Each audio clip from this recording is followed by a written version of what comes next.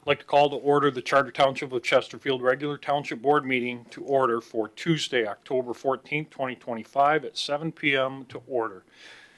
Could we all please stand, face the flag, and recite the Pledge of Allegiance? I pledge allegiance to the flag of the United States of America and to the republic for which it stands, one nation, under God, indivisible, with liberty and justice for all. Before we get started with the roll call, could I ask that we please take a moment of silence for the recent passing of past treasurer Paul Lafata. Moment of silence, please.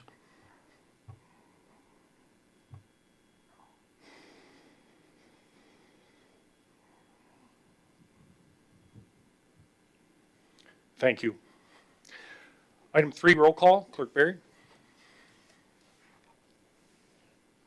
Supervisor Kersten. Here. Treasurer Elliott. Here. Trustee Anderson. Here. Trustee Joseph. Here. Trustee Hornberger. Here. Trustee Vosberg. Here. Clerk Berry is here. Item 4, approval of the agenda. Is there a motion to approve the agenda as presented? Motion to approve the agenda as presented. Motion by Clerk Berry. Is there any support?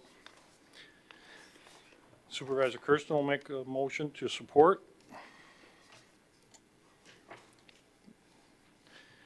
Clerk Berry, would you call the roll? I'm sorry, discussion? Clerk Berry, would you call the roll? Clerk Berry, aye. Supervisor Kersten. Aye. Trustee Anderson. Aye. Trustee Joseph. Aye. Trustee Hornberger. Aye. Trustee Vosberg. Aye. Treasurer Elliott. Item 5, presentations. We have a presentation tonight from Adam Wright of Midwest Strategy Group. Adam, welcome back.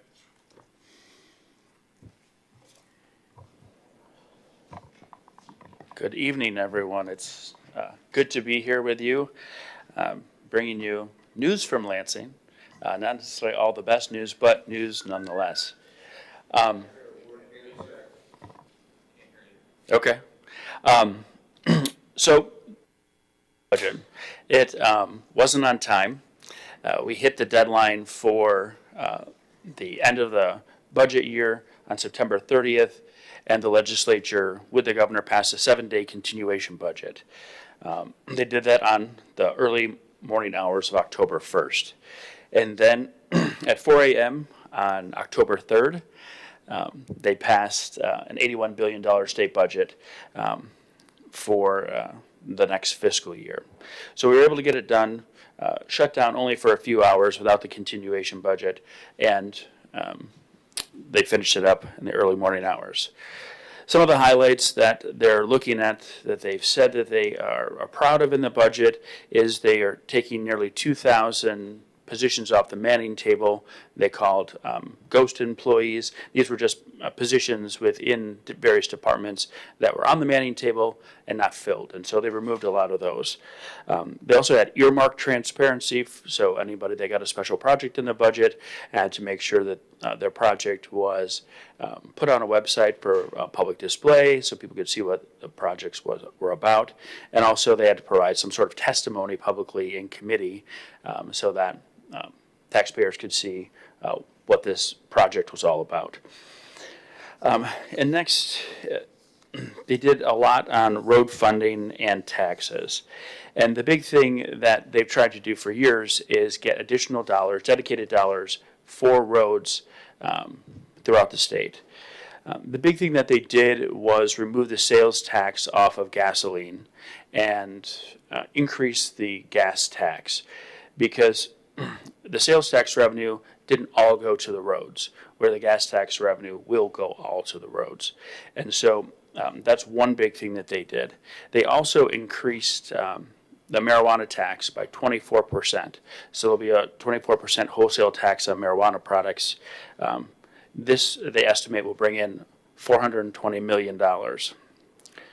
They also have, in the federal government, they have the One Big Beautiful Bill, which gave certain corporations tax relief. The state has now decoupled from the Big Beautiful Bill, and it slows the tax increase or slows the tax decrease for corporations in the CIT in Michigan. That they believe will raise about $500 million for roads. And then they just invested a ton more more money into roads in the state of Michigan. Where it impacts townships is counties will receive more money for through the Neighborhood Roads Fund. They'll receive about $456 million additional dollars. And where they think it's supposed to be helpful for townships is that you're not supposed to have to pay a match on projects for road projects in your county. And so we've talked to your legislators about this, and that's one thing they want to make sure actually happens, is that you're not required to do a match on road projects here in Chesterfield Township. Next is revenue sharing. This was a hard one for townships throughout Michigan, because when they removed the sales tax off of gasoline, as we know, sales tax revenue goes into the revenue sharing formula. And so when they removed that sales tax off of gasoline, it created a hole within that formula for constitutional revenue sharing. They did backfill schools. They did not backfill the constitutional revenue sharing for townships, cities, and villages. Statutory revenue sharing in this budget was pretty much flat. Fluctuated only by less than 1% based upon the latest estimates that are out there. They've also adopted public safety revenue sharing. Now, you remember I've come and talked to you before about the public safety trust fund that they wanted to have. Well, they didn't do it in a trust fund form. They did it as an additional form of revenue sharing. And they did two types. One is one-time dollars, that's $20 million that they invested for one time. And then they did a $50 million ongoing investment into this public safety revenue sharing.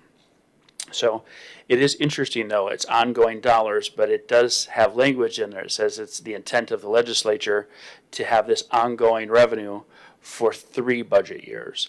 And so it's going to be important for us as Chesterfield Township to talk to our elected officials to let them know that these dollars are important for public safety and that we need to continue them beyond the 3 years that they intended for them to be there. For these public safety revenue sharing dollars, at least 75% of these dollars must be spent on a law enforcement agency or police officers. Not more than 25% can be spent on other non-law enforcement public safety initiatives. They were very specific in the legislation on things you cannot use it on. You cannot use these dollars on pension or OPEB, lawsuits or claim payments that are out there, debt service payments, vehicles that are weighing more than 15,000 pounds or used for tactical police purpose, facial recognition technology, and this was an odd one to me, but acquisition or use of a chemical weapon. So if you had that on your list, you have to scratch that off. You can't use those. For Chesterfield Township specifically with revenue sharing and the budget, the latest estimates that we see with constitutional revenue sharing, it'll put you down about $122,000 from the current fiscal year to the next fiscal year. Statutory revenue sharing is going to be about flat. The new public safety funding that you'll have that will be able to be utilized for public safety initiatives will be about an additional $74,000. But as you know, those dollars are fixed on public safety. But in the budget, we were able to work with legislators to get a legislatively directed spending item for Brandenburg Park for a building there for $500,000. So grateful to Senator Hertel, who had that inserted into the budget, and grateful to Representatives DeBoyer, Representative St. Germain, and Aragona, who represent Chesterfield Township, for supporting that and making sure that Chesterfield Township would get that additional $500,000. So the budget's done, thankfully. I keep telling everybody we have about 90 to 100 days until the budget season starts again. So we get past the first of the year, and the governor will give her State of the State, and then we'll get her budget presentation in February. And so this process will begin again. But beyond that there's still 3 months in the end of the year before we have the budget season start again. So kind of what's next? There's some legislation that I want to make sure that you guys are aware of, and I'll keep you up to date on it if things transpire. But there are some important things that I think we should talk about. One is housing legislation, potential housing legislation. Last term they had bills that were introduced that they believe would help with affordable housing.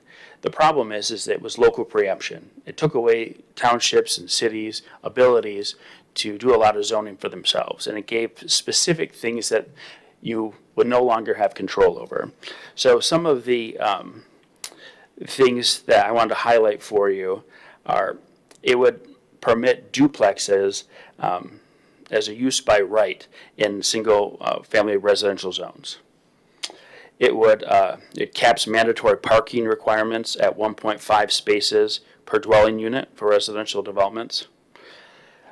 It sets setback requirements to no more than 25 feet for dwellings and outbuildings.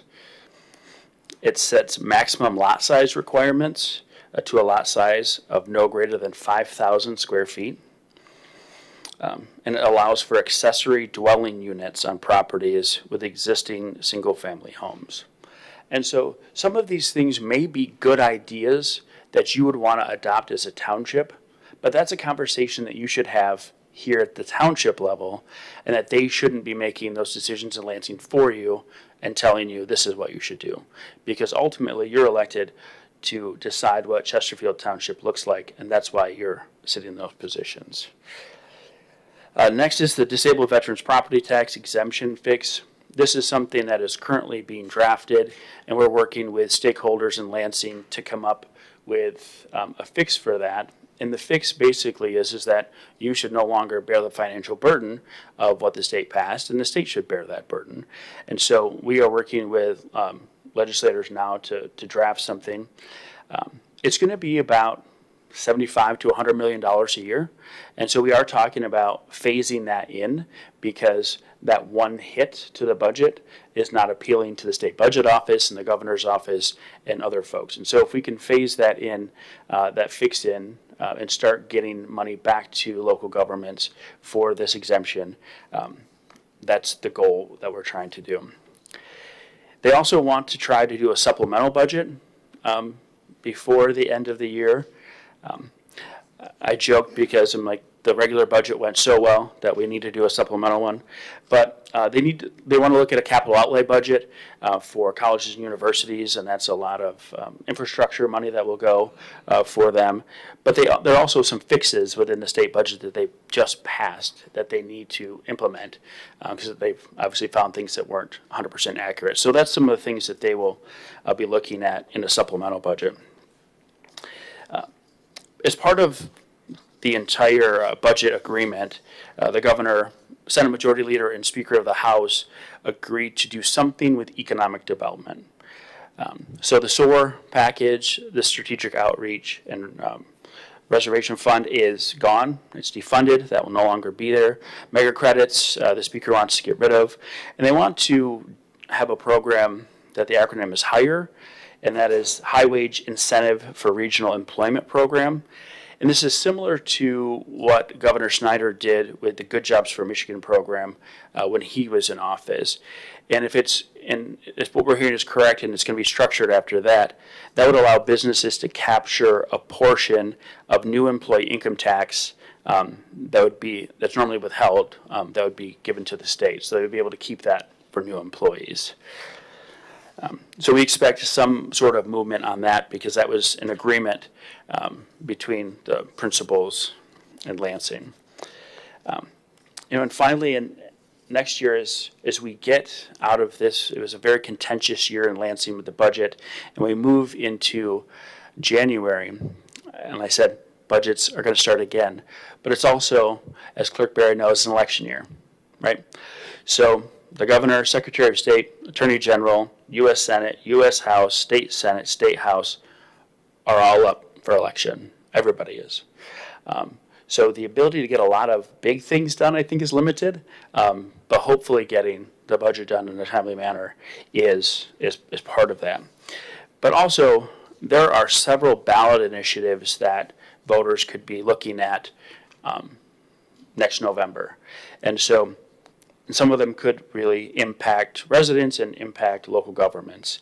So I just want to run through them quickly just so you have an idea. They obviously have to collect enough signatures to get on the ballot, but these are the ones that seem to have some organization behind them. And one is a graduated income tax change for schools. It basically, if you make over $500,000 as a single person or $1 million as a couple, you would pay an additional 5% of your income, and that all those dollars will be dedicated to the school aid fund. Mop Up Michigan is a new one, and it's the Mop Up Michigan is money out of politics, and it focuses on electioneering as well as personal and corporate donations to candidate-affiliated committees.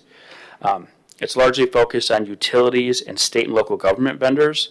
However, it may also affect individuals, public entities like school districts, and grassroots organizations. Axe My Tax is something I know you have all heard about. It's an grassroots organization that wants to prohibit property taxes amendment, and it would get rid of property taxes in Michigan, and it would also require 60% voter approval to approve new taxes in Michigan. This would be a huge devastation to local governments, local school districts, anybody that gets local property tax revenue. And then there's a couple of initiatives in regard to protecting voter rights. There's one, it's the Michigan Citizenship Requirement for Voting Amendment. The initiative would provide that only U.S. citizens can vote in elections and set requirements for determining citizenship. And then Americans for Citizen Voting, and it would require voters to verify U.S. citizenship during voter registration and require photo identification for in-person voters. So that's kind of a quick rundown of what's been happening in Lansing and kind of a preview of what's going to happen down the road. Happy to always be here and present to you, but we've had great conversations. I know the supervisor and his team were great in talking to the legislators as we were going through the budget process. The biggest thing, I can talk till I'm blue in my face sometimes, and I do to legislators about the impacts that the things that they pass have on our local townships. But it's great when we can hear from our local townships as well to talk to them personally about this is how much it's going to cost us, and this is what we're going to have to cut at a local level if what you pass goes through. And so grateful to the supervisor and his team for having those communications with your legislators in Lansing. So with that, I'm happy to take any questions that you might have. Any questions from the board?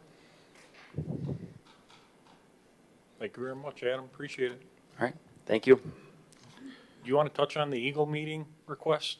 Sure, yeah, happy to do that. We are working with supervisor and his staff on trying to get a meeting set up with Eagle. I know that one of the priorities is to get some things cleaned up in the Salt River. I know that there are issues of just debris that has fallen, and it can cause backups when it rains heavily. And so one of the things that we wanted to do is make sure we had a conversation with Eagle prior to doing any sort of work to make sure that they were okay with the work that we were going to do and to make sure there was no permit that was needed. It's been an interesting process to try to get a meeting with Eagle on this issue. And what I'll tell you is that they have directed us to a website that says you have to do a pre-application meeting form, and you have to fill out everything, and there's now a fee that's attached. And so that fee for the township could be anywhere from $250 up to $1,000 to meet with the State Department. Well, I think that's garbage. And so we reached out to the director's office. They're kind of fumbling around with it. And now we've taken it to Representative DeBoyer and asked him to make the request on our behalf. So the reason why that's critical is Representative DeBoyer is chair of the House Oversight Committee. He has hauled Eagle in before his Oversight Committee on a number of occasions for things that appear as overreaches or things that they believe are inappropriate that the department is doing. This is another one of those things that is crazy to me, that a township in the state of Michigan is asking to do the right thing and meet with Eagle to make sure they're not going to violate anything that Eagle has in place. And they want to charge between $250 and $1,000 to do that meeting and do the right thing. And Representative DeBoyer also thinks that's garbage, and so that's why he's working with us to try to get that meeting set. And they communicated to them officially in writing, and something tells me that if we don't hear something soon, that the representative will have them before his oversight committee asking why. Thank you. And just some more context, this is the resident, Trustee Anderson, on 24 Mile Road at the bridge, where his yard floods because the timbers that fall down and wash into his yard, and then he was the person we're trying to help out the most. And we actually had a contractor that would come in and work with us, but getting a meeting with Eagle just to get approvals to have a contractor come in and help that gentleman's been problematic. So that's the basis of this conversation. So, any further questions? Again, thank you, Adam. Appreciate it.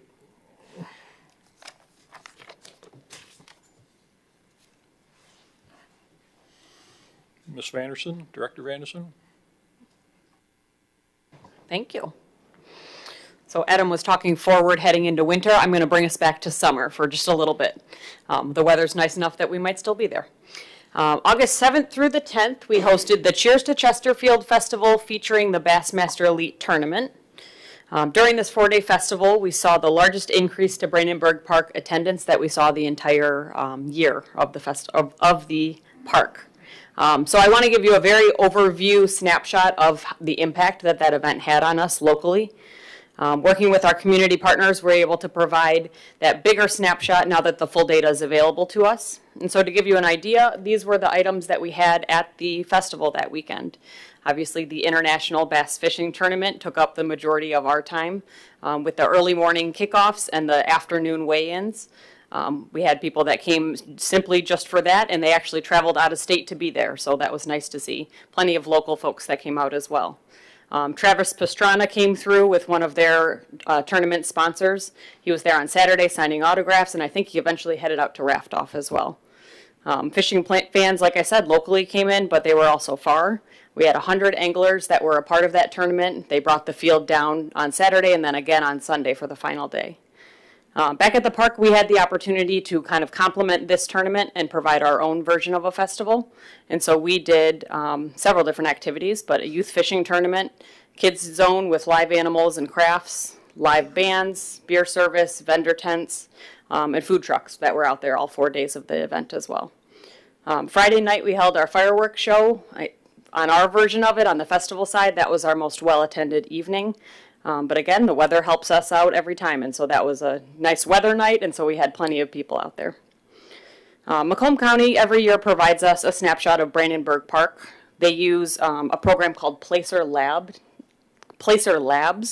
It uses the Placer AI data. It tracks cell phone usage, and they can get as specific as a specific park area or zip code or state. So we asked them to take a look at the boundaries of Brandenburg Park from August 7th through the 10th, so just those 4 days of the tournament. And so this is just a snapshot of what that report showed. I showed we had 12,700 people that came to the park. About a quarter of them returned more than once. So if I were to guess, it's either somebody that really liked the food truck vendor or maybe somebody who came back for the fishing tournament that came and saw the cast-off each day.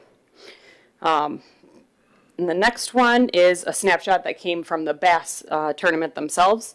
They're an organization that goes all around the country. They travel several different lake areas where bass fishing is prevalent, and so that's kind of the route that they take. They made several mentions of how much they love the lake, how much they love Brandenburg Park.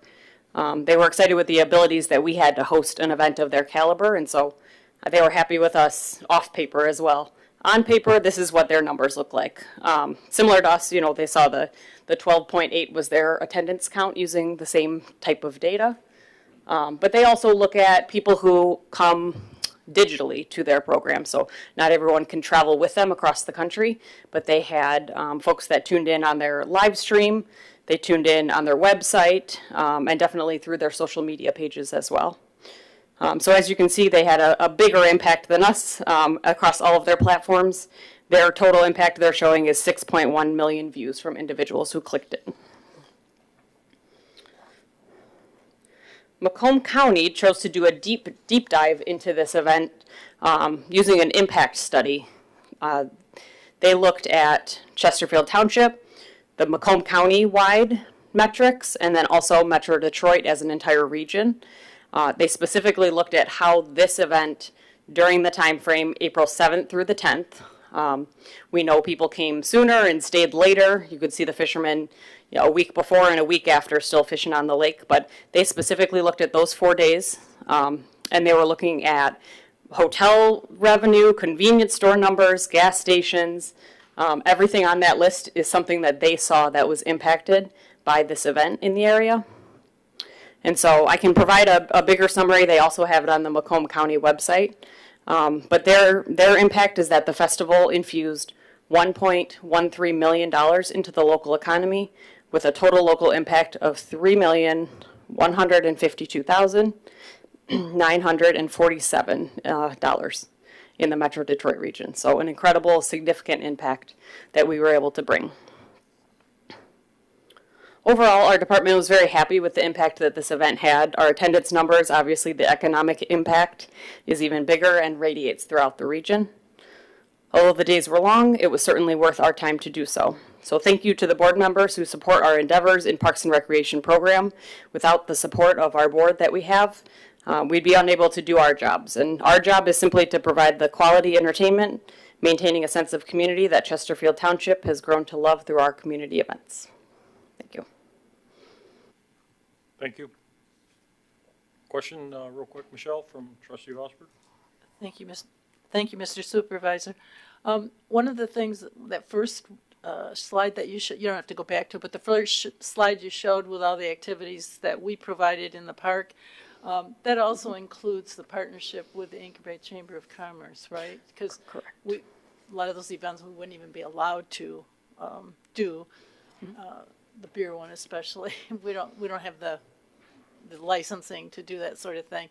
And then they brought many volunteers, as well as the volunteers. I'm sure you have many that you rounded up, but they also brought many of the volunteers to the park as well, right? Correct, yes. Definitely Anchor Bay Chamber of Commerce and Macomb County themselves as well. But great event partners, like you said, they had the beer license, so everything ran through them. The live entertainment ran through them, a big piece of it.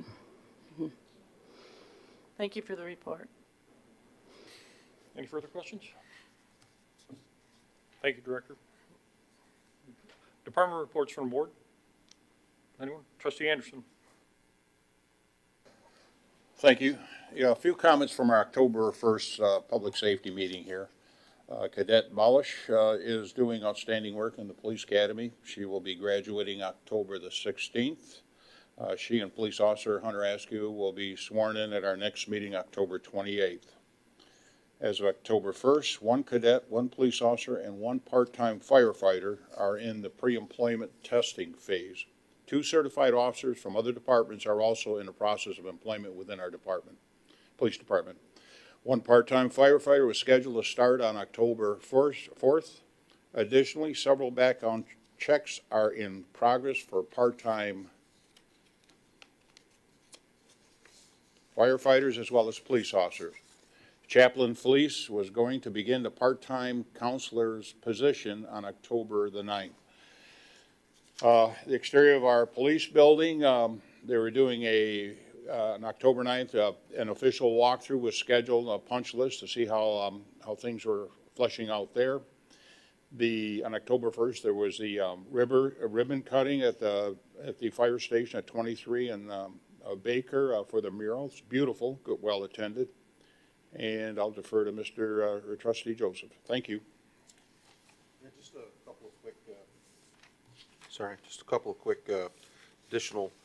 The Gratiot Cruise was held on, what was that, the 27th. The attendance was really, I think this was our biggest cruise ever.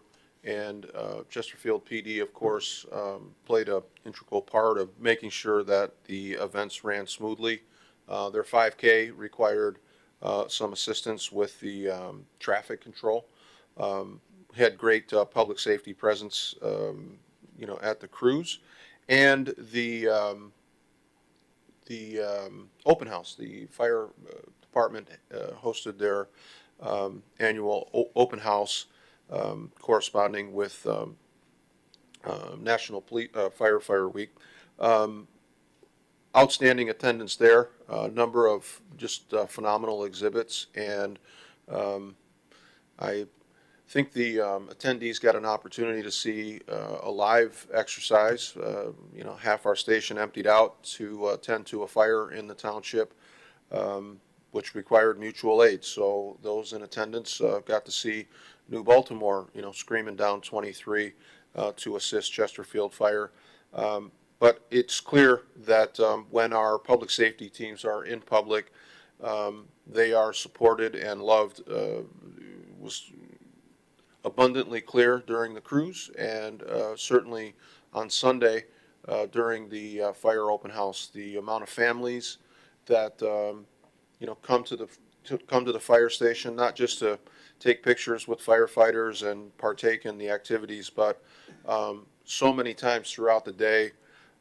Individuals would share stories about how our public safety team was there for them when things weren't going too well, and lives were saved, and the gratitude that our public safety team receives at each one of these events is really heartwarming, and just a reassurance that when we put our priorities into our public safety team, they're very well invested, and we get a great return according to our residents who have just a deep appreciation for our public safety team. So that's all we have. Thank you. Clerk Beard. Thank you, Mr. Supervisor. Thank you. Clerk's office has been very busy the last couple of weeks. Want to update the board on what we have been doing and progress we've been making. So first and foremost, the same day as the cruise, we had our weekend shred day that was highly requested by our residents, and was happy to see nearly 100 of our residents come out and receive service by having their documents securely shredded for them on that day. Again, another value added that we were able to offer to our residents with the assistance of our sponsors, JARS Cannabis, as well as the Southeast Michigan Chamber of Commerce.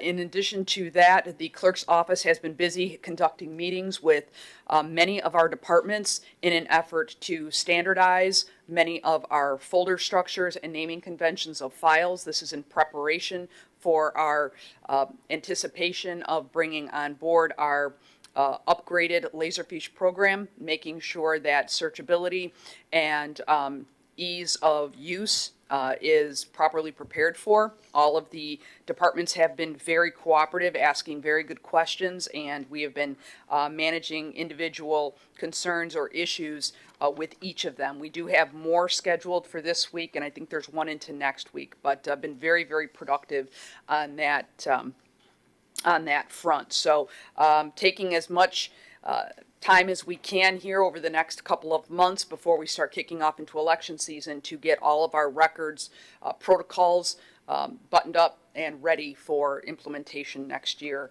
on that. Our goal and our hope is that at one day, residents will be able to access virtually any township record 24 hours a day, 7 days a week, with all proper redactions in place. So that will hopefully cut down on our number of FOIA requests when residents and the public can access those records directly in a 24/7 library. So that is our anticipation. Also, we met today with Steve Adair from the Woodhill Group, and we made a tremendous amount of progress just in one day. Happy to let the board know that some of the recommendations that we heard just today, we were able to implement at exactly that day. We had recommendations by 3:30, and we were, before the close of business today, we were already implementing some of those changes to ensure that we are doing our jobs the very best that we can do it in regards to our accounting structure. Next board meeting, I will be bringing forward for the board's consideration a modification of our chart of accounts, which is something that Steve and I are working on. We are working on language right now for that, so look forward to seeing that. If there are any questions from any of the board members when you get your packet for the next meeting in terms of what those changes are, what impacts those changes to our chart of accounts are going to have, I would be happy to meet with any one of you, as well as if there are any other questions when we do come to budget time in regards to either the election or the clerk's budgets. I'm happy to meet with any one of the board members or any member of the public to answer any questions you may have in that regard. Thank you, sir. Thank you. Item 7, public comments on agenda items only. Public, there's a 3-minute time limit. The mic is open for the public to speak on agenda items only. If you would, please state your name for the record, not required. Mic is open.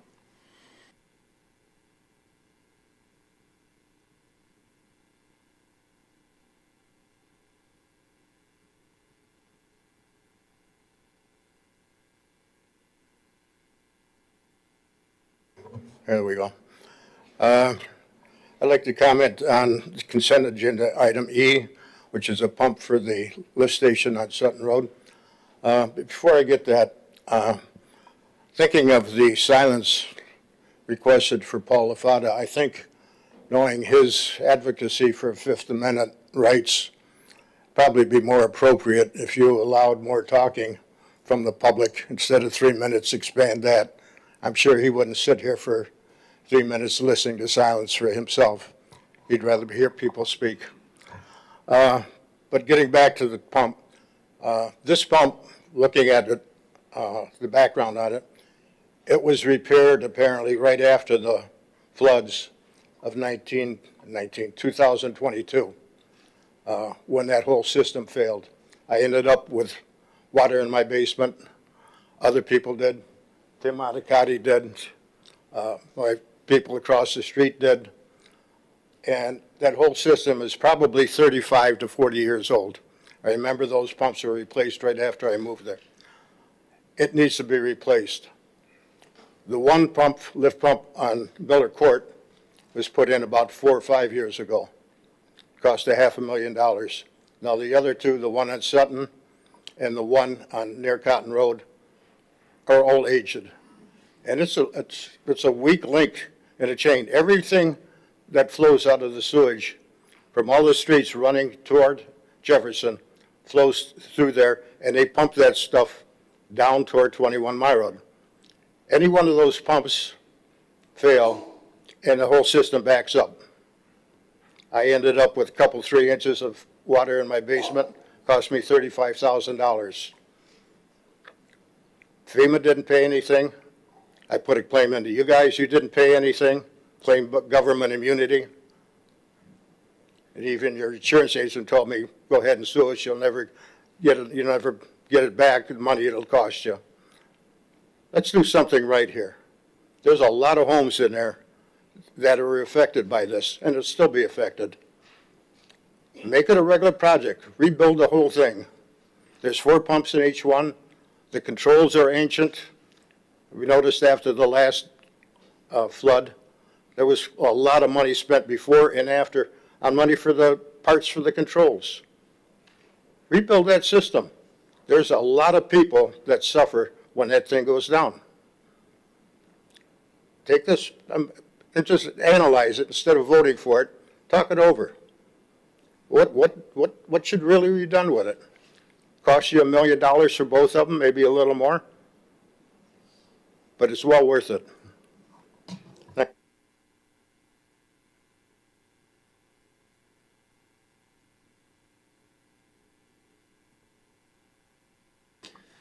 Any further comments from the public? Any further comments? Move on to item 8, consent agenda. Clerk Berry. All items under the consent agenda are considered routine by the board and will be enacted in one motion. There is no separate discussion of these items. If discussion of any item is required by a board member, it will be removed from the consent agenda and considered separately. A, approval of the minutes of the regular board meeting of October 14th, 2020. of the September 23rd, 2025 meeting. B, approval of the payroll report for week ending September 24th, 2025. C, approval of the payment of bills as submitted by the Finance Department with the addition of the supplemental bill run provided to the board. D, approval of a special event application for Dearborn Firefighters Burn Drive Bass Battle on Saturday, July 18th, 2026. E, approve a recommendation by the Department of Public Services for the repair of pump number 1 of 4 at the Sutton Road Sanitary Sewer Lift Station by Kennedy Industries at a total cost of $15,495. And F, a request by the Department of Public Services to pay FDM Contracting invoice number 112993 in the amount of $10,527 and invoice number 112938 in the amount of $2,250. These invoices are related to the repair of the emergency water main break that occurred on 3/17/25 at Helmandale Street and the shoulder of Jefferson. Invoice number 112993 is for labor and equipment charges for FDM, and invoice number 112938 is for FDM's required permit fee with Macomb County Department of Roads. Is there a motion to approve the consent agenda as presented? Motion to approve the consent agenda as presented. Motion by Clerk Berry. Is there any support? Trustee Vosberg. Motion by Clerk Berry, supported by Trustee Vosberg. If you would please vote. Results will appear on the screen. Once all votes are cast, we'll move to the next item.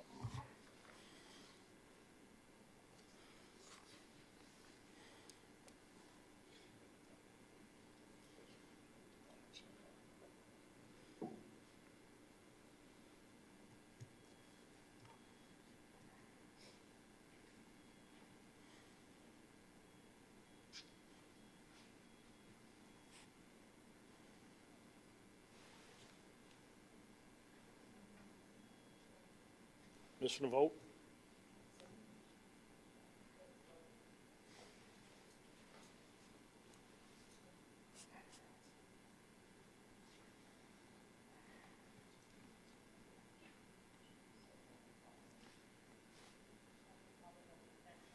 Okay, motion by, we'll call it manually. Motion by Clerk Berry, supported by Trustee Vosberg to approve the consent agenda as presented. Clerk Berry, would you call the roll? Clerk Berry, aye. Trustee Vosberg. Trustee Anderson. Aye. Trustee Joseph. Aye. Trustee Hornberger. Aye. Treasurer Elliott. Aye. Supervisor Kersten. Aye. Item 9, public hearing. 3-minute time limit for a public hearing. 9A. Clerk Berry. 9A is to conduct a public hearing to review the special assessment roll and to hear any objections thereto for the installation of road paving improvements on Fortin Road. Motion to open the public hearing. Is there any support? Second. Supervisor Kersten will make the motion, supported by Clerk Berry. Clerk Berry, call the roll. Supervisor Kersten. Aye. Clerk Berry, aye. Trustee Anderson. Aye. Trustee Joseph. Aye. Trustee Hornberger. Aye. Trustee Vosberg. Aye. Treasurer Elliott. Aye. At 7:43. All yours, Carrie. Good evening. The clerk's office mailed out letters to the residents within this district, as well as published in the Macomb Daily twice, in the Macomb Daily to notify the public. If anybody wants to speak at this time. Thank you. Public comments are welcome. Any comments from the public?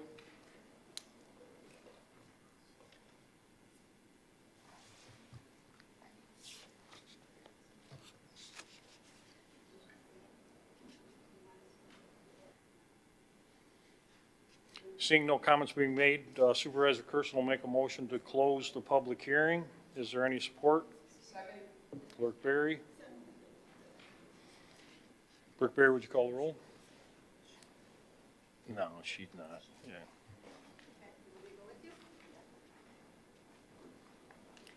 Good afternoon, you all. My name is Shirley Lowry. I live at 50620 Newcastle, Chesterfield, and I'd like to speak to the gentleman over. I will ask the people in the back of me, if I have said, Will may say something which is not right, but I will make it short that I live in since in 1983. I was the first person, and I will love for who served as the supervisor, your employees was that when we finally complain, they give me a paper to tell them. I gotta stop you. Ms. Laurie, stop. Do you have any comments on the public hearing for the resolution of paving? This is directly related to. I cannot spend any time with you anymore. I have to Okay, go. I got it. I have to, you can I wait have till to public go. comments at the Yes, end. but you are not speaking to anybody. You are not answering, and if your employees not related had to the no public hearing. discipline or respect to talk to Okay. us. You understand? Yes, I do. We are paying the tax for you to Okay, be we've here. got to move on. I will move on. Okay. But look out, it will not run serious. Is there any further comments? We still got you now. Okay. Any comments on the public hearing for the Fortin Road paving improvement project? Again, Supervisor Kersten will make a motion to close the public hearing. Does Vosberg or Clerk Berry? It's Trustee Vosberg. Clerk Berry, would you call the roll?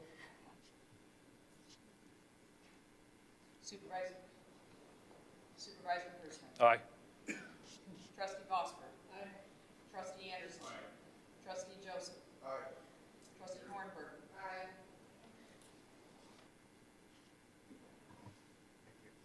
Treasurer Elliott. Aye. Clerk Berry, aye. At 7:47.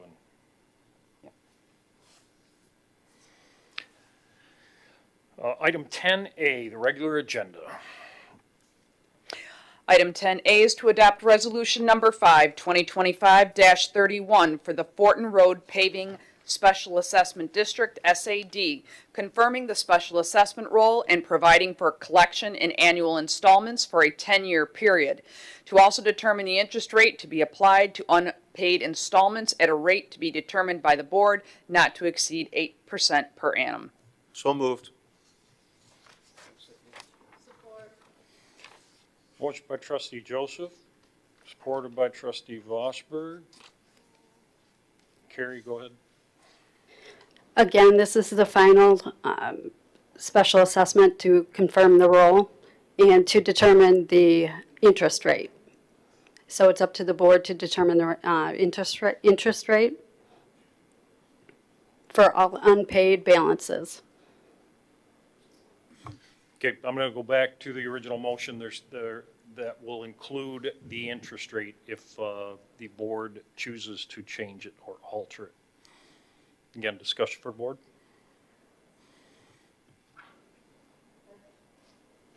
Trustee Vosberg.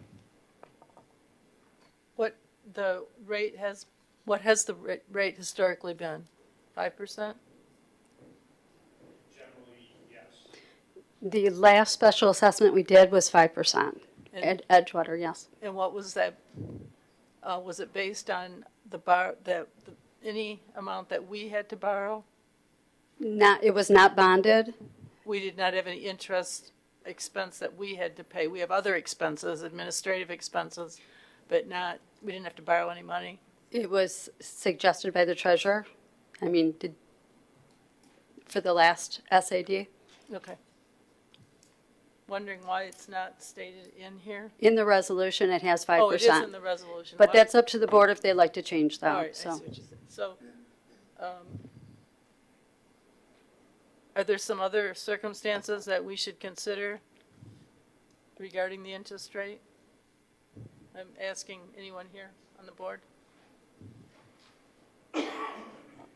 Do you have language that you referred to that is in the special assessment documents or on the website? Just not up to exceed 8%. On the website, do you have language that you referred to that you showed me at one point in time? I don't have it in front of me, but I know that you had pointed out some language there's guidance that was in the... If it is bonded, it's 1% above prime, but this is not bonded. I don't have anything else to add. The 5% was what the board decided at the last meeting. Thank you. Trustee Anderson, can I? Yeah, you mentioned that this appeared in the Macomb Daily and that. Correct. I just wonder, was that change, this proposed change of 8% also included in that, or was it the 5%? Does that mention when the? It just shows that there was public hearing for the objections to the rule, and then it has a list of every parcel and parcel number. It doesn't say the wording of 8%, not to exceed 8%. Yeah, all right. Trustee Joseph. Yeah, Mr. Supervisor, the motion was just verbatim from the agenda item, which the very first words indicate the adoption of the resolution. The resolution is clear that the rate is 5%. So I don't know that we need anything additional in the motion other than just the resolution adoption. The resolution does reflect 5%. So if everybody's good with that? Just go ahead. I'm sorry, one other thing I didn't want it to escape. Miss Lori, who got up during the presentation, I'm about 99.9% sure, had no objection to, she was not voicing an objection to this public hearing. She has visited my house, speaking to Trustee Anderson. He's had a number of conversations with her. Her issue has, I think, probably more relevance during public comments, and it has to do with a neighbor. She lives in my neighborhood. We don't have any, I've never had any discussion about Fortin Road. Her concerns, I think, was maybe a miscommunication regarding public comments and public hearing on this specific item. So I am unaware of Ms. Lowry's objection to anything to do with this special assessment district, and she is not a member of the special assessment district. Thank you. I appreciate that clarification because I wasn't certain as well. Okay, so just for clarity, the resolution that is presented to the board includes a 5%, 5%, not 8, correct? Okay. So Trustee Joseph made a motion to approve the resolution as presented, supported by Trustee Vosberg. Is there any further discussion? Treasurer Elliott? Yes, just a quick note. So the under the assessing website, there's a frequently asked questions, and that is what you pointed out to me once before, and it says most assessment rolls, to answer the question, most assessment rolls will be charged interest on unpaid balances. For districts that are bonded, their interest rate will be 1% above the rate charged on the bonds. Just districts that are not bonded will be charged 1% over the prime interest rate at the time the district is created. Private road maintenance districts are not charged interest and are assessed based on the actual costs incurred yearly by the township for maintenance. That's the language that I was asking about that you had pointed out to me once before. However, 1% over prime would, and I'm not sure what today's prime rate is, but would probably be more than 5%. However, 5% seems to be something that we had talked about as a much fair rate. Is that correct? That is correct. I do have a list, an ongoing list, and that has been about the average, so yes. Any further questions? I have a motion by Trustee Joseph, supported by Trustee Vosberg, to approve item 10A. Please vote. Results will appear on the screen once all votes are cast.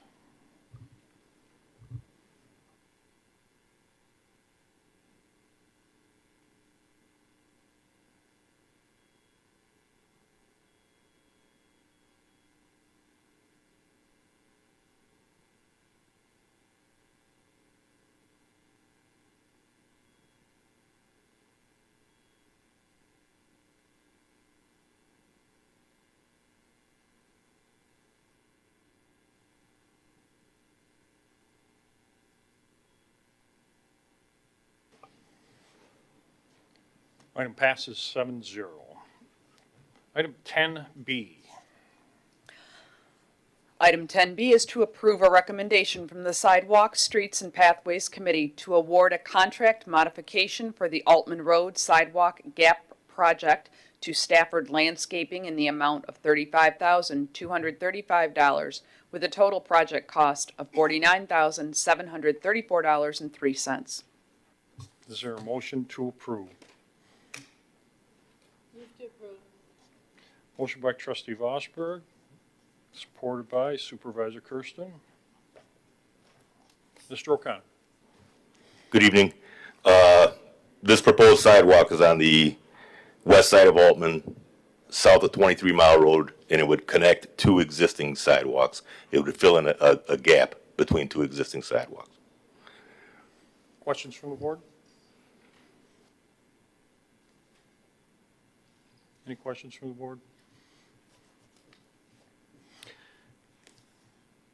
I have a motion by trustee Vosberg, supported by Supervisor Kersten, to approve item 10B.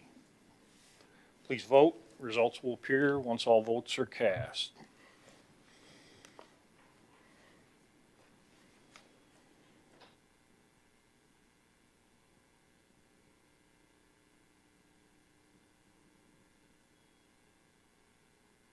Item passes 7-0.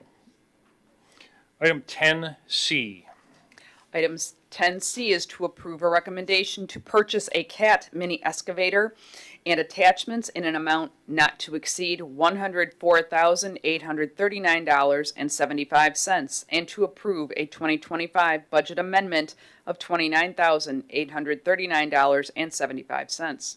So moved. Motion by trustee Joseph, supported by Supervisor Kersten. Mr. Sonnenberg. Good evening. I got prepared 6 quick slides to kind of give the board some information to discuss about this purchase. The first one is going to be the budget.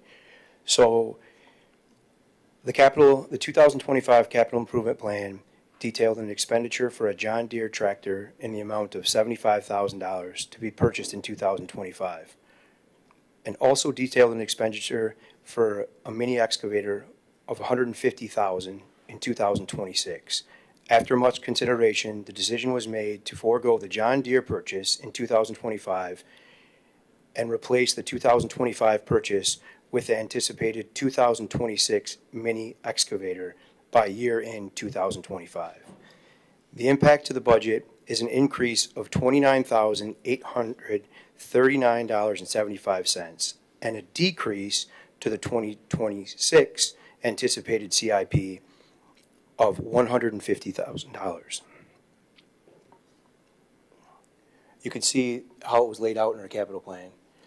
Next, I just want to go over a couple operational slides just to give you kind of paint a picture of the equipment that we're talking about. That upper picture that you see is the current tractor that we use to cut the ditches and tree lines in our large pieces of property. For large pieces of property like Connie Bowles and other areas, it works out great. But to cut the ditches, we've been doing more of that lately, and the problem is you have a forward-facing operator. You have to back up, scoot forward. You're always facing forward, and the cutting implement is behind you, as you can see in that picture. It's kind of a bad picture, but you can see the arm dipping down in the drain. The picture below is the piece of equipment that we're discussing today about the purchase. As you can see, he's in a cab, 360-degree rotation, on tracks, lower center of gravity, a much longer reach. So what we plan on using this equipment for is shoreline and tree line maintenance, drain and ditch maintenance, pathway creation and maintenance, and cemetery services and maintenance. Now, the other big factor for us is safety. As you can see in that picture above, that tractor has a higher center of gravity. And when our staff, who are really good operators, in fact, Chris, he actually has similar equipment that he runs for his family business at home. So he's really good at using this equipment.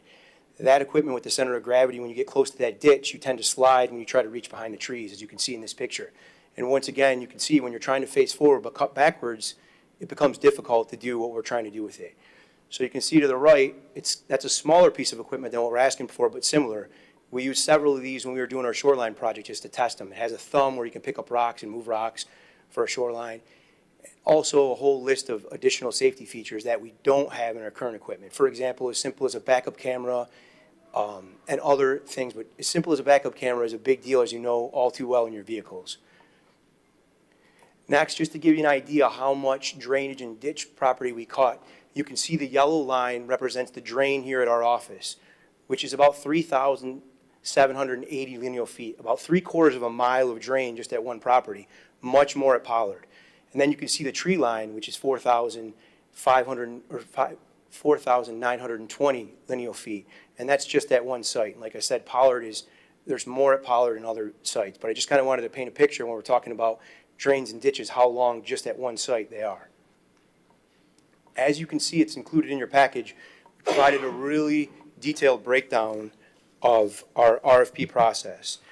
On August 28, 2025, a request for proposals was published to solicit bids for a mini excavator. Bids were due on September 9th, 2025. 3 qualified bids were submitted. Of those 3 bids, 3 different types of mini excavators were quoted: Cat, John Deere, Bobcat, and the spreadsheet you see in front of you has a breakdown of those types.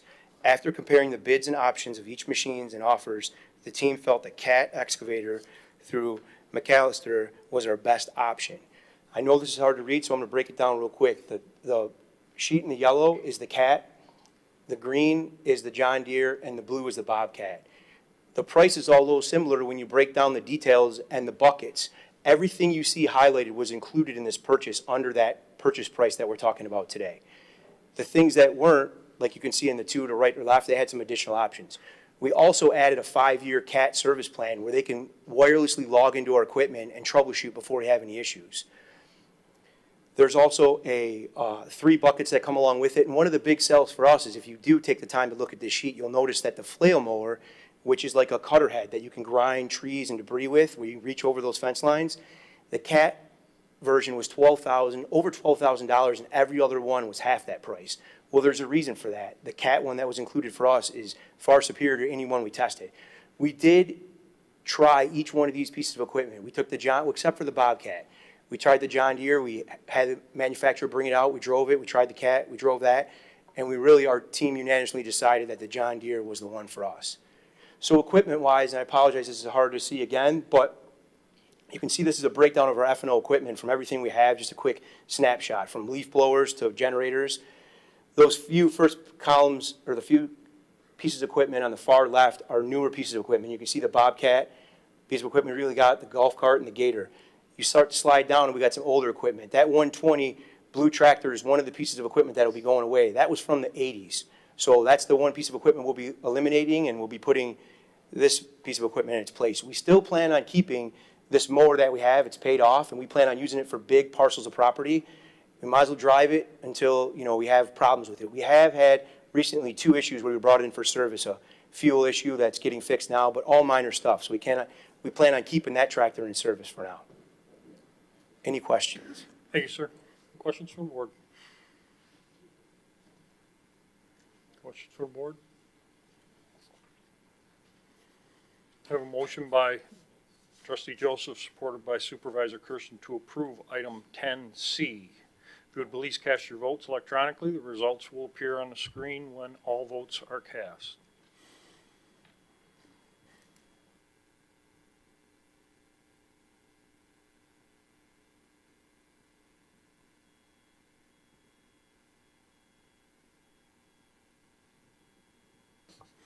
Item passes 7-0. Item 10D.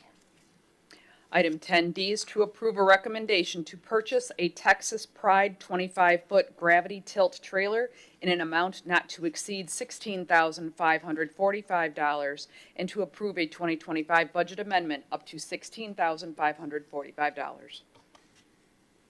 So moved. Trustee Joseph, again. Trustee Vosberg. Mr. Sonnenberg. Sorry, I walked away too soon.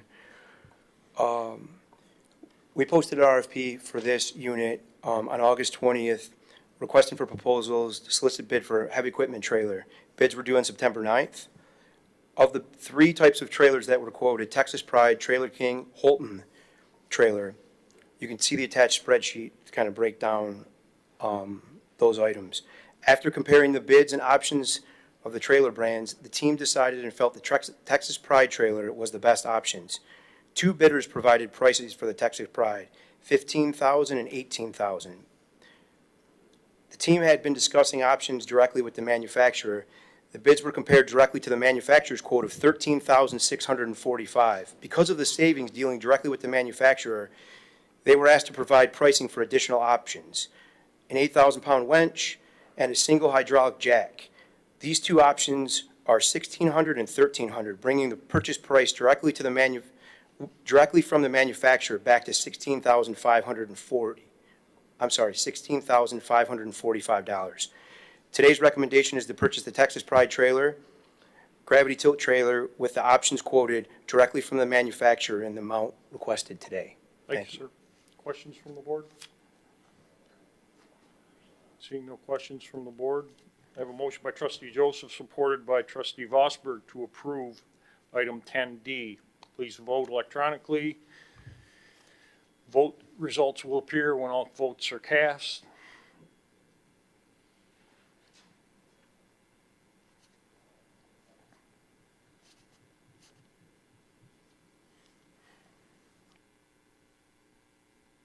Motion passes 7-0.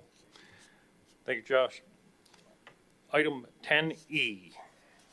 Item 10E is to approve to enter into a 12-month agreement ending October 14th, 2026 with Melissa Roy for Public Affairs Services in the amount of $2,500 a month for a total cost of $30,000.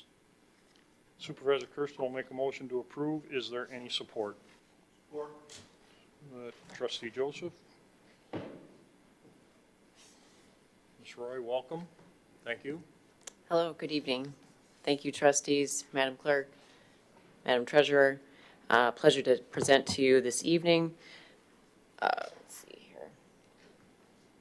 There we are. Just a little background about us. I've been in the public affairs business for the full length of my career, which is close to 30 years now. We've done a lot of work for clients around the region and in the county, including SEMCOG, Macomb County, the Autism Alliance of Michigan, also My Care, which is a FQHC based in Centerline, serves the whole county. A lot of the work that we focus on is really based in relationships and creating relationships with your clients. So in this case, with your residents. Just a little background on us. That's obviously me there. I have worked, as I mentioned, in the public affairs business close to 30 years now. Previously have worked at Macomb County and have had a number of clients throughout the county. Kate Trost, who's been working very closely with Amanda on your communications team. Kate, you'll learn, has a wide variety of interests in a lot of things and is a pleasure to work with, and I think has been a resource to the township. At least we hope she's been a resource to the township. Also on my team, Jerry Sarkody, good background in visual and video. Typically for this contract, we haven't used Jerry a whole lot. The township does have a number of graphic resources, and the graphics that we have been producing, Kate has been doing on her own. And then Kathy Ellis. Kathy's based in St. Clair Shores and does a lot of our administrative work. Our approach is, and this is more of a cyclical process. One is discovery and listening, and that's really working with your team and what we'd like to do going forward, listening to your residents. What are your residents really concerned about? And this was very helpful to hear some of the feedback from today. From that, just developing the strategy, what are the messaging, what is the content that's needed, and then implementing that content. So over the last couple of months, after working with your team, we've been putting together content that reflects some of the demands of your residents and what Amanda has advised she has needed. The next step in this process is really looking at the audience, which audiences you're hitting with your social media and your content, and what gaps we have and what we need to address going forward. So, and that starts all over again, excuse me. So that's a cyclical process. So we go back to listening, really looking at some of those metrics and making sure that we're getting the right messages out for your residents. So the goals in this project, number one, informed residents, transparent government, engage citizens, interagency communication. I'll talk a little bit about that. Some of the flooding concerns that we heard this evening. SEMCOG, one of my clients, and Trustee Vosberg is very engaged, or had been very engaged with SEMCOG, has a flooding task force that could be very helpful here. In addition to the work with Midwest connecting with Eagle, SEMCOG has a very good relationship with Eagle and works with them on a regular basis too, so that could be very helpful. Resident listening, so what we'd like to do in the next 12 months is really dig in and maybe do some community visioning projects so that we can talk directly with residents and hear directly from them about some of the thoughts, concerns, future visioning that they have, and understanding their needs. And the goal in this is really that we can communicate with all demographics. As we all know, everything used to be put in the newspaper and then everybody knew about it. Well, then websites came along, then social media came along, and some people just want to get an old-fashioned piece of paper in the mail. So it's figuring out what all of those things are. And I think, Madam Clerk Barry, with the elections coming up next year, we want to make sure that we're working with you to get some of that information out on social media as well. So real quickly, I know we're at the end of the meeting here, so we'll move very quickly through these slides. So in the objectives, really looking at your messaging, your audience, content development, and then the channel management.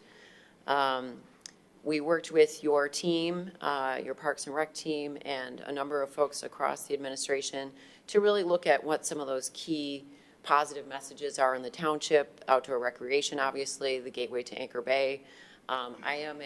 This is my hometown. I'm a graduate of L'Anse Creuse North. Working with other folks across the region, you realize how fortunate you are to have the resources that we have in Chesterfield Township. So making sure that we get the messages out about the great assets that we have here. It's a great place to be. You're 5 minutes from the water, no further than 5 minutes from the water, and yet you have access to freeways and all of the commercial stores that you could possibly want. So the goals, we wanted to standardize information on Facebook so that could be predictable for residents, so they knew what they were getting. Standardized Monday through Friday. Worked with Amanda very closely on that.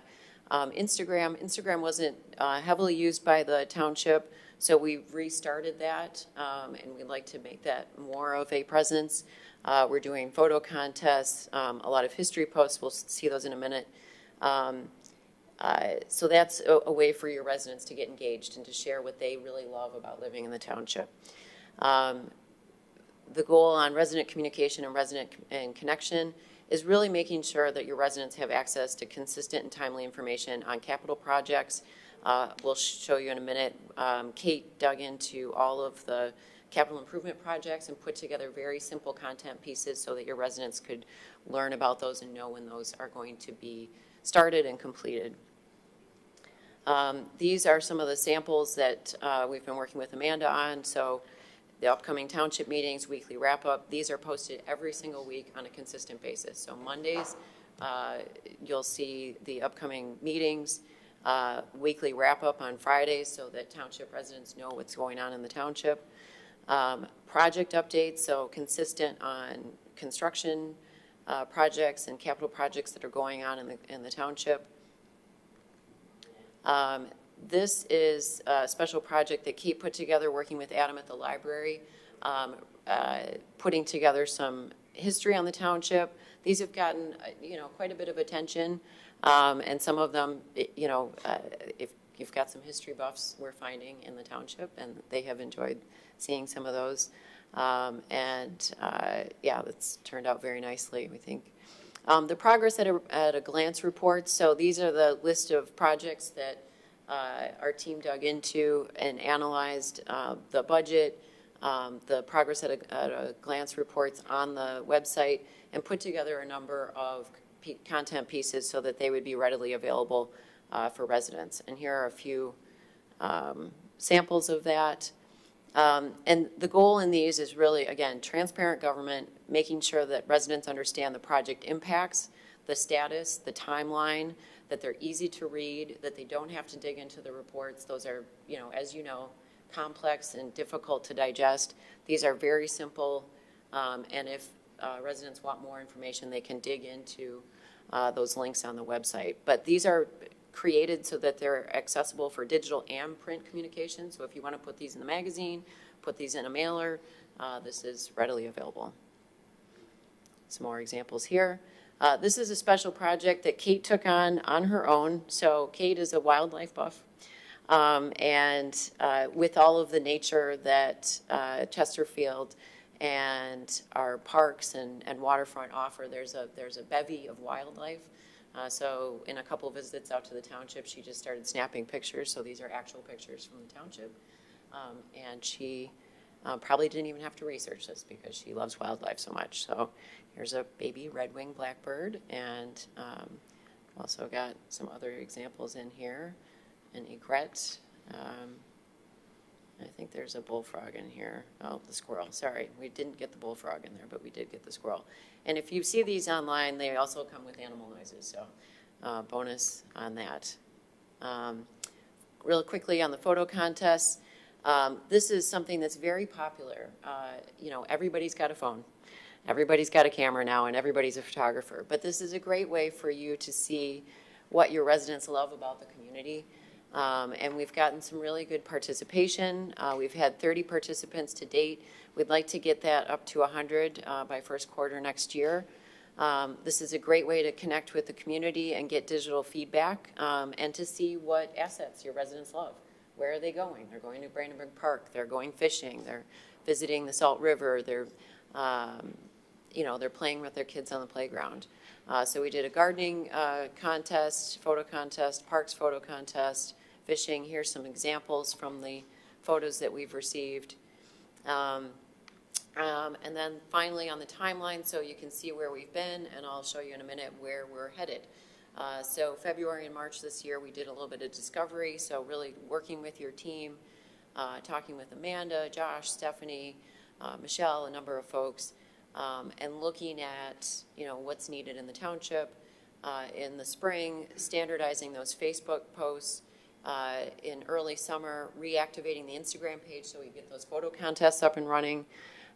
In phase 3, in late summer, we wanted to really look at where that communication structure was coming together. So that was that, you know, the access to Anchor Bay, Parks and Recreation, access to commercial stores. We really, you know, started to see that some of those messages were coming through, and put that into a communications plan.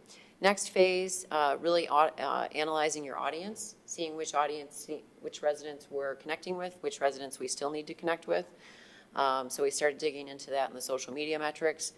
Up for the next project, we're going to standardize those metrics and really start to grow your social media following. So making sure that residents know that you're available.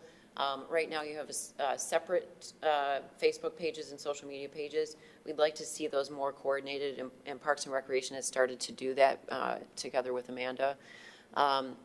We'd like to do some focus groups, perhaps late winter, early spring, and that's just community visioning and working at your community center, and, you know, talking to residents about what they love about living in the township, what they'd like to see more of. And then streamlining the process, again, continuing to grow your following and making sure that we're getting to residents of all demographics. So in addition to social media, making sure that we get this in print materials as well. And then we start the process all over again. So that is the timeline. Here's our summary of work to date. And of course, we would welcome any suggestions from trustees, from Clerk Barry, especially with the elections coming up, Treasurer Elliott, you know, especially when tax season comes around. I'm sure residents want to know how their dollars are being spent. So we would be happy to share that. And I'm happy to answer any questions. Thank you. Questions for the board? Trustee Joseph. I just had which one of ours? Okay, sorry.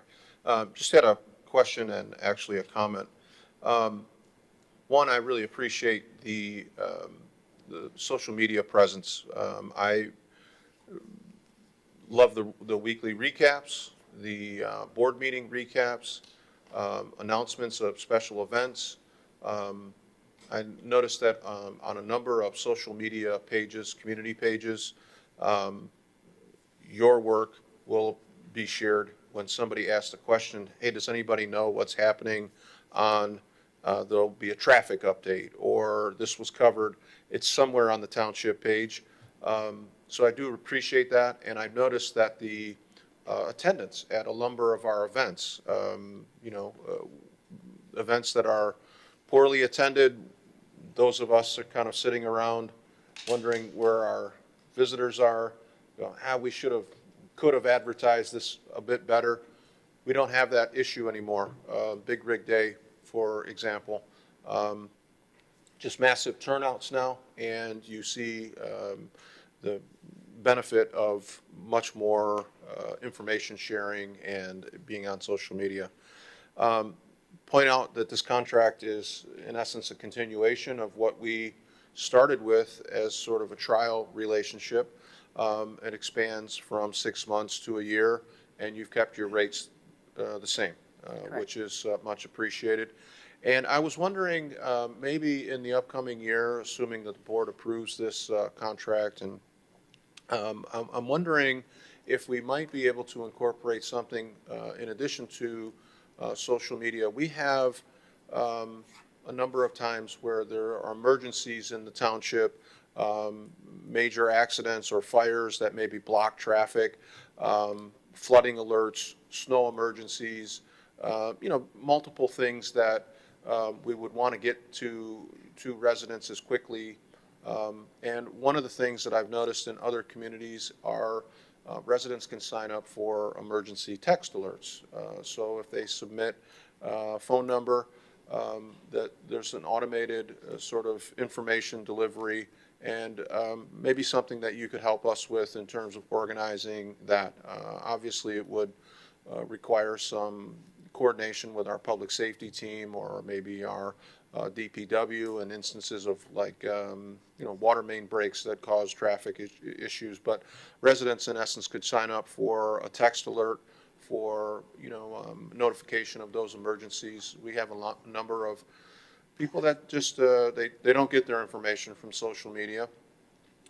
They wait maybe for the Macomb Daily or the Weekly Voice, and we've seen a dramatic reduction in terms of coverage, and maybe even the Voice potentially even going away, at least the print edition. So information and getting information to residents quickly, and that's something that obviously you do very well, and I appreciate the work that you've done here in the last 6 months, and I'm glad that you're staying with us at the same rate. Thank you. Thank you. And we'll talk with Amanda. She might have some information. So just to be clear, we create the content and we hand that off to your team. So I will we'll definitely talk with Amanda and see if there is a text program that's in place that we could either tack onto, or if there's something new, we can look at that too. Any further questions from the board? Again, you covered most of it. Yeah, this was an introductory plan trying to stabilize and then promote a single platform use, and that was the intent to bring her in.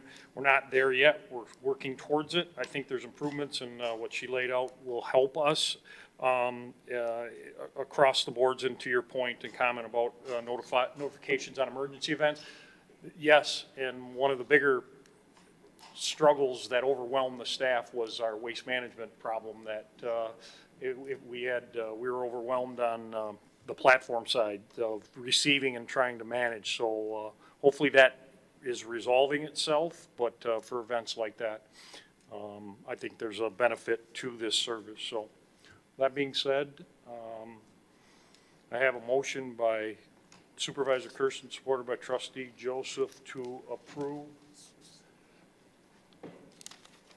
item 10, I lost it, 10E. If you would please vote electronically, the results will appear once everyone has voted.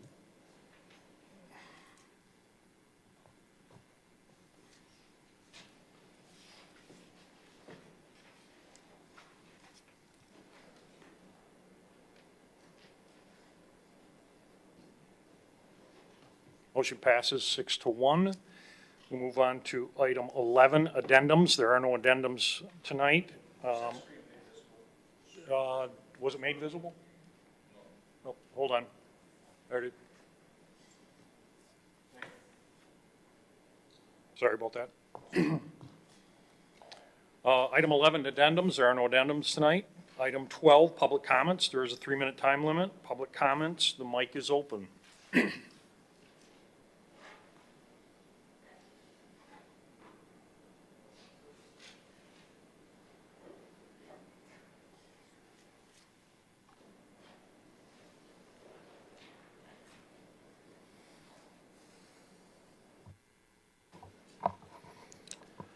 Christopher Pierrick, Chesterfield Township. Last week, one of my friends, a dear friend of mine, told me that the best time you can spend is on somebody else. So I'm going to do that for a second. Just remember our friend Paul Lafata. Not only was he a previous treasurer here, but he was also a longtime resident and probably the biggest advocate for residents I've ever met. So just rest in peace, Paul.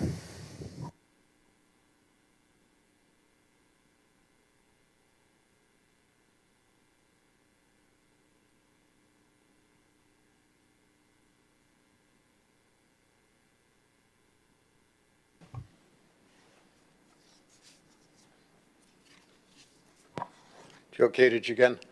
I see my idea of trying to rehab and rebuild the 2 lift pump stations along Sutton didn't go anyplace. But I know there's a problem with money. And part of that was going to be solved when the HRC people were supposed to take us through what the study involved, which included all the rates that go into, all the charges that go into our water and sewer bills. That never happened. We pretty much know what's in there. We know what was in there anyway for depreciation and replacement. That money is gone someplace. But also wanted to, if we write on anything else. Now, I know you're going to come back for a water increase and put an RTS now for a lot of this stuff that you already think we're putting into it. You never came up with that. I don't see the HR people here. He was here in recent weeks to promote that he should increase the rates or increase the RTS, but he's not here now. Is this a done deal? We just don't know. You're going to let the people let the people know this township how much our water rates are and what goes in and what we should be getting back from them. I'd like somebody to bring this back out. I mean, we paid for it. And we paid for him a couple months being there beyond that. I think you owe it to the people before you come back and say we're going to increase the rates to show us what's in the rates right now. Thank you.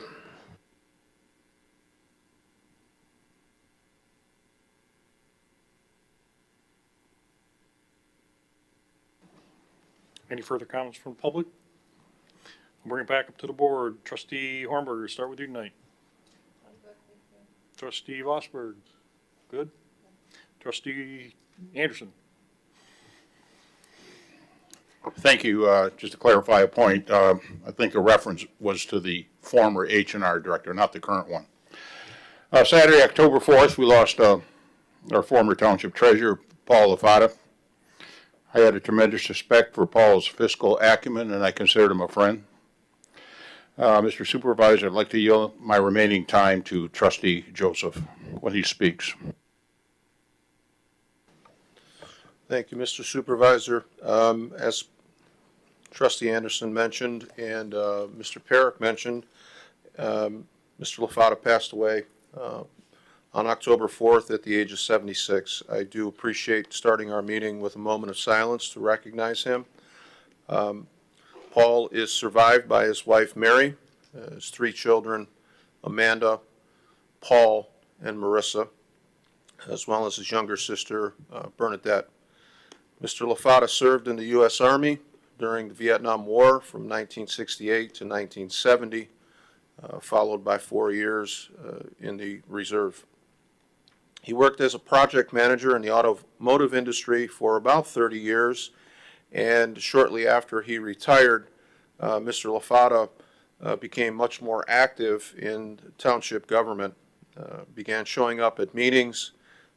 He was most interested at that time in our township water rates, and joined a number of our committees, eventually ran for office, and was a treasurer on this board from 2016 through 2020.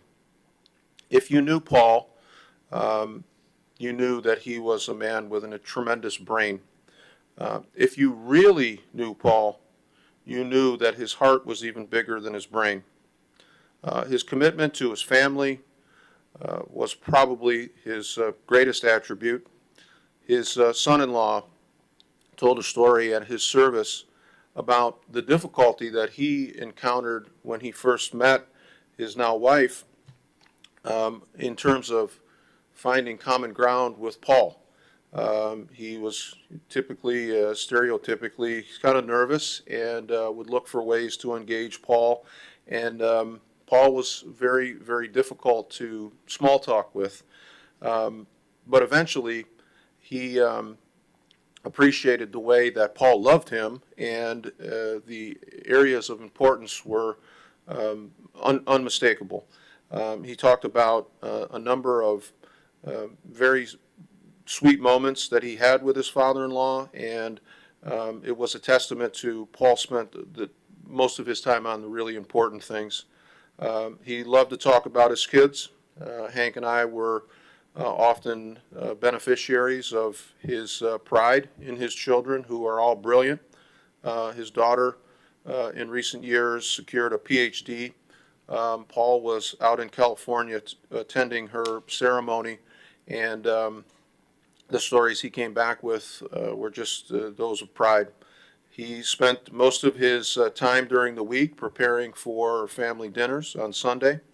I appreciated his son, Paul, who shared a story about never really knowing rough times when he was a child, because he had tremendous faith in his father, and his father always had a smile and always a reassuring sort of presence. Paul said that he knew that there had to have been rough times, but he couldn't detect them when he was a child. Paul, as Trustee Anderson mentioned, was a great friend. He was a great friend to me, oftentimes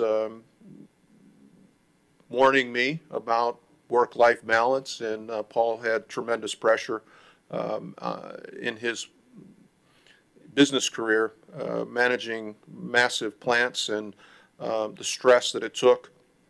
Paul was very generous, offered anybody in need. As a treasurer, it was difficult. People would come in, disabled residents, veterans, elderly.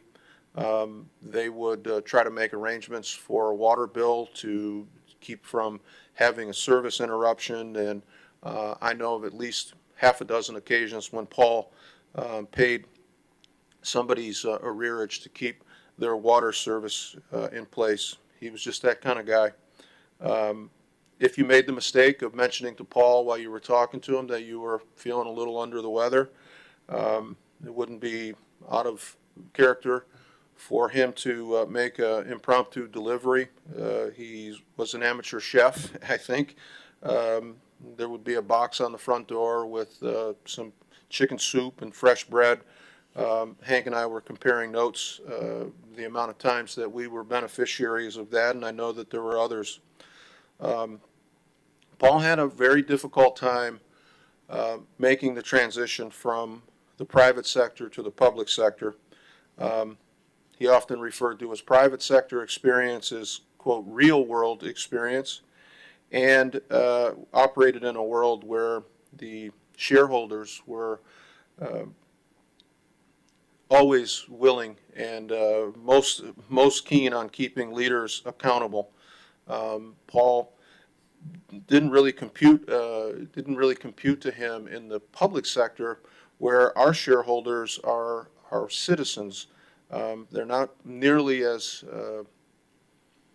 up on current events, and so for Paul, objectively measured data was the only world that he operated in. He did not engage in political talk. You wouldn't get pie in the sky slogans or anything like that from Paul. You got massive spreadsheets and data. Paul's method of communication was facts. He rejected budget conversations that included political talk like reimagining our future. He was frustrated by that kind of language and often frustrated others when he pointed out that he didn't comprehend. As Trustee Anderson said, Paul was no politician. He was in every way, though, a public servant. As I said, he was unable, but probably better put, unwilling, to convert facts and data into political speech. Paul felt that that type of communication was more appropriate for, as he said, a Disney monologue. He was not a campaigner. None of his good deeds ever made their way to a campaign mailer. He felt that his actions would speak for themselves. He rejected the idea of touting his accomplishments at election time. He saw that as immodest and almost bragging. He just simply chose not to do it. He did, however, stay active after his term in our township, very active at township meetings, letters to the editor, several emails, probably 2 or 3 a week to our board. Some of them very harsh and often critical. He was always, however, issues-based and never personal. A credit to Paul and a credit to the, I think, 2 individuals that he was perhaps the most harsh on, our current supervisor, Brad Kersten, and our former supervisor, Dan Accavetti. To give you an idea of the way that Paul structured his criticism, and again, it was harsh, never personal. The first person that I learned of Paul's demise was a phone call from Supervisor Brad Kersten. It is, as I say, a testament to Brad, but also to Paul, that their relationship was fact-based. And Brad called me to let me know what had happened to Paul. And as news started to spread around the township, I received a text message from former Supervisor Accavetti, who was the brunt of some of Paul's emails as well. And he just wanted me to know that he was aware of Paul's passing and what a great loss it was. Paul was a man of principle, integrity, and humility. He was one of the most honest individuals I have ever known. I'm incredibly grateful for having had the opportunity to serve with Paul on this board and, more importantly, to be his friend. Paul Lafata left this world far too soon. He was a generous and loving son, child of God, an amazing family man, an adoring husband, protective father. He was a brother, a neighbor, a decorated soldier, an astute businessman, a patent holder, a community leader. He was once a boater, car enthusiast, a craftsman, and he was our friend. I will miss him terribly. His loss will be deeply felt by all who loved him. His life was a life well lived. Rest in peace, Mr. Paul Lafata.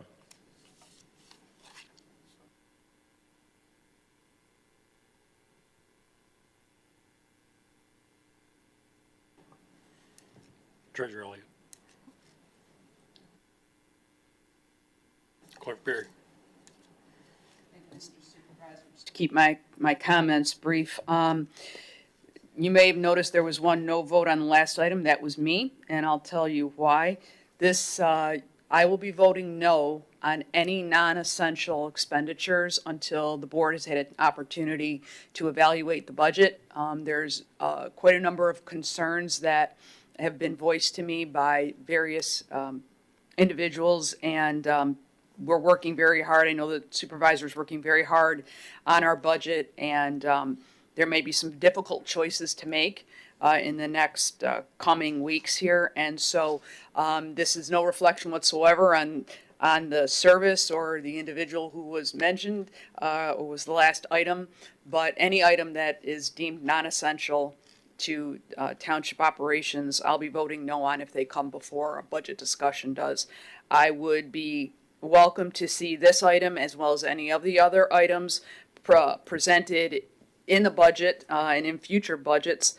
But I'll be of no vote on any other non-essentials until we can be sure that all of our commitments have already been covered in our upcoming budget without any discussion of, well, not without any discussion, but without any increases in taxes or fees, because that's what we're having to talk about. That's the situation we're in. So I realize the realities of that, and before I'm going to vote for a budget with any kind of tax or fee increases, while we find they may be necessary to cover basic township operations, I will be voting no on any discretionary spending like that. I myself will not be bringing forward any items for the board's consideration that are spending items either until the time of budget discussions. Then the board can look at that in its totality. So that's the reason for my no vote. I don't normally explain them, but wanted to be clear that I'll be consistent in that for the next couple of meetings until we get our budget resolved. Thank you. Thank you. Just a couple of comments. The budget process for fiscal year 2026 is underway. We have been working on it. We've got the draft positioned where we need it to be. Mr. Adair did start today. He was overwhelmed immediately with the change in direction that I've asked him to go in, and change in the processes that we're looking forward to. And again, the goal there is to be more transparent, more accurate with all budgets moving forward across the spectrum of the township. Labor negotiations are underway. There is a closed session scheduled tonight. We'll have those discussions. We'll give you an update in closed session. And I just, again, want to point out, this township has been very, very conservative on service fees, and unfortunately we have not kept up with escalators across the board for services that we have been that come to the township. It may be necessary, as the clerk stated, we may have to look at fees structures and increase rates across the board, but that is a discussion that we will have, and we will present that with a budget proposal for fiscal year 2026. The resident that keeps coming to the podium speaking about HRC did its job. It made a presentation. It made a recommendation. In fact, the board actually passed a new resolution for water and sewer rates. What the board did not pass or pursue is the application of the charges, which basically are restructuring and being transparent with the residents what our debt and what our service and what our fees are when GLWA bills us. And it's funny, the same resident comes to the podium and was anti infrastructure repairs, and this is always broke, and that you're not, and now we are doing that. It's actually within our capital plan and within our growth, and it directly relates to water and sewer. And all of a sudden he's at the podium for his neighborhood again, wanting his neighborhood fixed, but doesn't consider anyone else. Well, that's not how we do things here. We take a broad view of the entire township. We will invest in areas that are older, that are way off the depreciation list, and we'll continue to present those items along with what we're already hearing is a GLWA proposed 4 to 7% increase in July of 2026 for water and sewer. So all of those things will be considered in any budget that's presented to the board, and we'll continue to refine that and look forward to presenting it to the full board and then obviously the public. So with that being said, item 14, there is a closed session scheduled tonight, we have 3 items. Clerk Barry, I will make a motion to enter into closed session. Is there any support? Support. Trustee Joseph? Clerk Barry, would you call the roll? We need to I'm sorry, state go the ahead and reason. read the items, yes.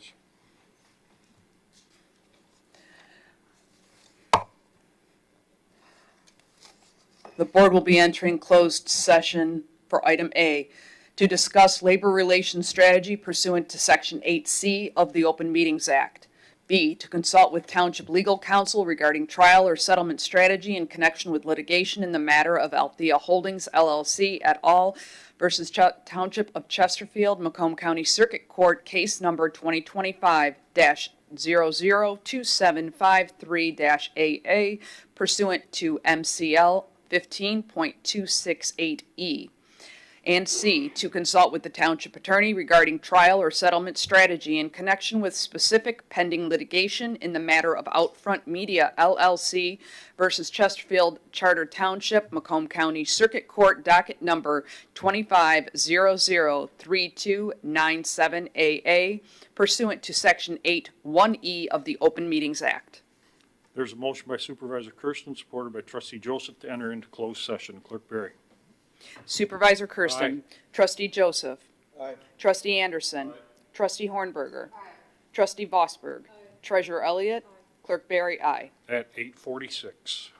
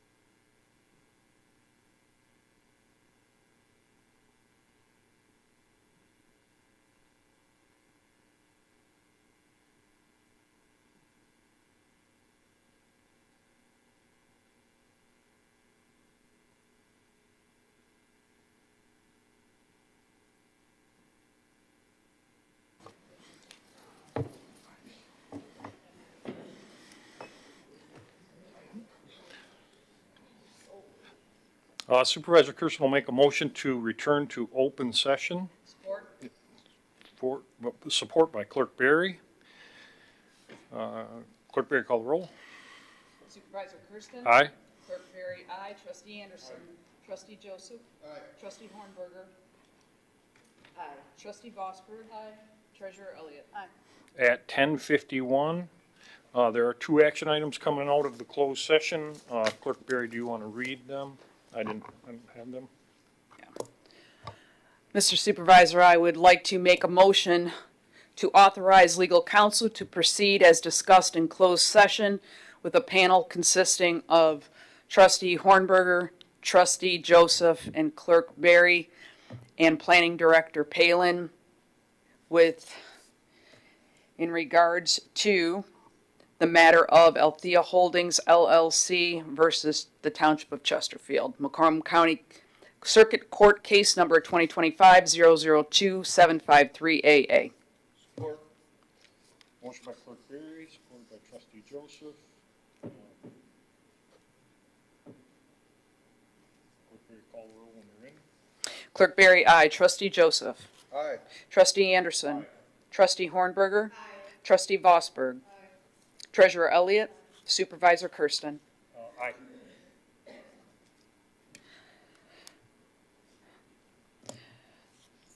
Mr. The next item would be 10C, or 14C. Mr. Supervisor, I'd like to make a motion to authorize our township attorney to proceed with settlement and negotiations relative to Outfront Media LLC versus Chesterfield Charter Township, Macomb County Circuit Court docket number 25003297AA. Support. Clerk Berry makes a motion, supported by Trustee Joseph. When you're ready, call the roll. Clerk Berry, aye. Trustee Joseph. Aye. Trustee Anderson. Aye. Trustee Hornberger. Aye. Trustee Vosberg. Aye. Treasurer Elliott. Aye. Supervisor Kersten. Aye. Item 15 is adjournment. Supervisor Kersten will make a motion to adjourn. Is there any support? Support. Trustee Vosberg, all those in favor? Aye. Opposed? Meeting is adjourned at 10:53.